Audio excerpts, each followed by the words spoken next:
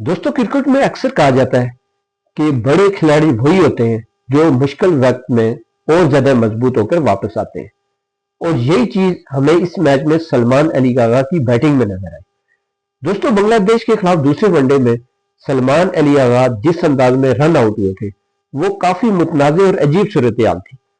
बहुत से शायकीन क्रिकेट को लगा कि शायद इस वाकये का असर इनके एतमाद पर पड़ेगा, लेकिन एक सच्चे प्रोफेशनल खिलाड़ी की पहचान यही होती है कि वो दबाव को अपने ऊपर हावी नहीं होने देते। दोस्तों, तीसरे वनडे में सलमान अली आगा ने मैदान में आकर बिल्कुल मुख्तलिफ अंदाज दिखाया। इन्होंने शुरू से ही पूरे एतमाद बैटिंग की और बांग्लादेश के बॉलर को वाज़ेह पैगाम दिया कि वो इस रन आउट को भूलकर सिर्फ अपनी कारकर्दगी पर तवज्जो देना चाहते हैं। दोस्तों, सिर्फ 89 गेंदों पर शानदार सेंचुरी करना इस बात का सबूत था कि वो आगा न सिर्फ तकनीकी तौर पर मजबूत बैट्समैन है बल्कि ज़हनी तौर पर भी बहुत मजबूत है। इनकी इनिंग्स में खूबसूरत कवर ड्राइव, शानदार कट्स और जाराना शॉट्स देखने को मिले जिन्होंने मैच का माहौल ही बदल दिया।